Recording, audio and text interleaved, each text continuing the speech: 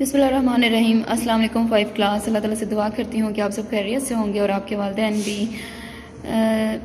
जैसा कि आप जानते हैं कि सिलेबस के ऊपर आप का जो सीरत का सिलेबस है वो है पेज नंबर 45 टू 55। ये रीडिंग है पूरे वीक की, ठीक है। यानी कि जो आपके लेक्चर हैं जो मैंने आपको रीडिंग करवानी है वो 45 टू 55 यानी कि 10 पेज है आपके, ठीक है। तो प्यारे बच्चों, जहाँ तक मैं आपको रीडिंग करवा के इस स्टोरी को सुनाऊंगी, इसके बाद आपने खुद घर में बैठ के 10 पेज को कवर करना है, इस रीडिंग को पढ़ना है। और इसी दौरान में से आपके MCQs बनेंगे, ठीक है, जिसका क्लास वर्क मैं करवाऊंगी बोर्ड पर और आप उसको नोट करेंगे अपनी कॉपी के ऊपर। तो इस सूरत हाल से तंग आकर रहमत दो जहां सल्लल्लाहु अलैहि वसल्लम ने फैसला किया वो मुसलमान जो मुसलसल सरदार मक्का के जुल्म सितम का निशाना बन रहे हैं वो किसी दूसरे मुल्क में पनाह लें। उस ज़माने में जज़ीरा अरब के करीब मुल्क हबशा में एक नेक दिल बादशाह असहमा नजाशी हुकूमत करता था। उस ज़माने में हबशा के हर बादशाह को नजाशी कहा जाता था, यानी कि उस ज़माने में हबशा के हर बादशाह को नजाशी कहा जाता था। चनाचा 12 मर्द और 4 औरतें मक्का से हिजरत करके हबशा चले गए। अंडरलाइन कर लें, इन लाइन को MCQs में आ सकते हैं। दूसरी मरतबा 83 मर्द और 18 औरतें मक्का से हबशा की तरफ रवाना हुए। इनमें रहमत दो जहां सल्लल्लाहु अलैहि वसल्लम के चचा अबू तालिब के बेटे हज़रत जाफ़र तैयार भी थे। हिजरत से क्या मुराद है, ये शॉर्ट क्वेश्चन में आ सकता है, MCQs में आ सकता है। हिजरत दरअसल उस सफ़र को कहते हैं जो अपने ईमान और दीन की हिफाजत के लिए अपने घर बार को छोड़ कर किया जाए। अल्लाह ताला की जानिब से मुसलमान को ये इजाज़त है कि वो अगर किसी ऐसी जगह रहते हों जहाँ वो अपने दीन और ईमान पर अमल करने में मुश्किल महसूस करें तो उस जगह को छोड़कर किसी ऐसी जगह चले जाएं जहाँ वो आज़ादी से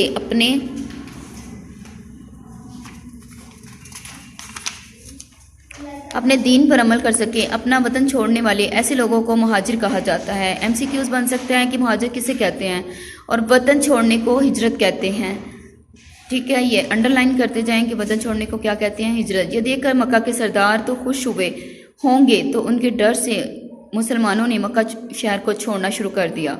राकू ने अब्दुल्ला से मालूम किया मक्का के सरदारों को जब पता चला कि कुछ मुसलमान मर्द और औरतें हिजरत करके हबशा चले गए हैं और वहाँ अमन सुकून की ज़िंदगी गुजार रहे हैं तो उन्हें सख्त गुस्सा आया।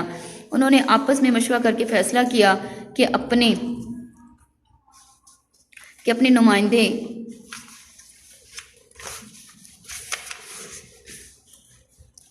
अपने नुमाइंदे हबशा के बादशाह नजाशी के दरबार में भेजकर मुसलमानों को हबशा से निकलवाया जाए।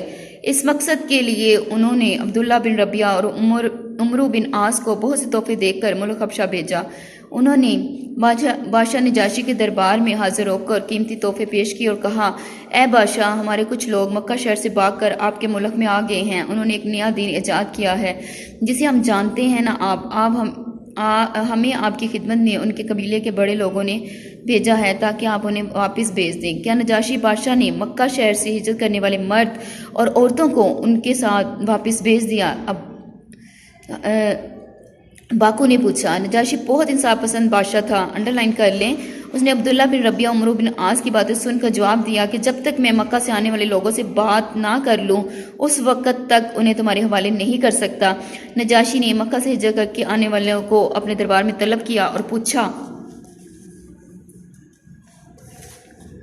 पूछा कि तुम लोगों ने वो कौन सा दीन इख्तियार कर लिया है जिसकी वजह से तुम्हें अपना मुल्क छोड़ना पड़ा और तुम अपने दीन में भी दाखिल नहीं हुए।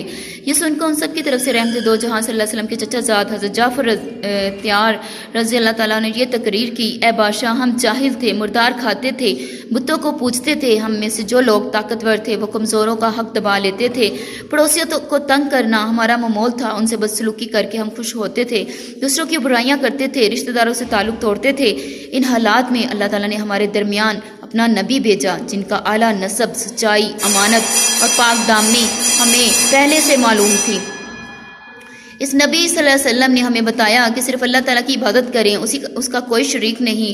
तुम और तुम्हारे बाप दादा जिन बुतों की पूजा करते और उन्हें छोड़ दो, वो सिर्फ पत्थर के बुत हैं, किसी का ना कुछ बना सकते हैं ना बगाड़ सकते हैं। यही इसने हमें सच बोलने, अमानत अदा करने, रिश्तेदारियां कायम करने और पड़ोसियों से अच्छा सलूक करने, हराम खाने से बाज रहने और नाहक खून खराबे से मना किया। इसके साथ साथ बेहयाई के कामों से रोक दिया, झूठ बोलने, यतीमों का माल खाने और पाक दामन औरतों पर तोहमत लगाने से बाज किया। इसके अलावा भी इस्लाम के अहकामात सिखाए। हमने इस पैगम्बर को सच्चा जाना और इस्लाम कबूल कर लिया। जब हम लोगों ने इतनी अच्छी बातों पर अमल शुरू किया तो मक्का के सरदार और उनके हाँ में हाँ मिलाने वाले लोग हमारी जान के दुश्मन बन गए। इसलिए हम उनके जुल्म सितम से बचने के लिए आपके मुल्क हबशा में पनाह लेने के लिए आ गए हैं। ए बादशाह, हम तो ये उम्मीद लेकर आए हैं कि यहाँ हम पर जुल्म नहीं होगा। तो प्यारे बच्चों, यहाँ तक मैं आपको रीडिंग करवा सकी हूँ, ठीक है। तो आपने पेज नंबर 40 से 55 तक आपने इस रीडिंग को करना है, स्टोरी को पढ़ना है। बहुत मज़े की है, बहुत इंटरेस्टिंग स्टोरी है।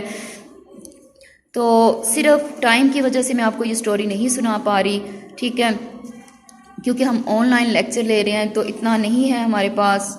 तो अब आपने ये घर में बैठ के इन 10 पेजेस को कवर करना है, यानी 55 तक रीडिंग मुकम्मल करनी है।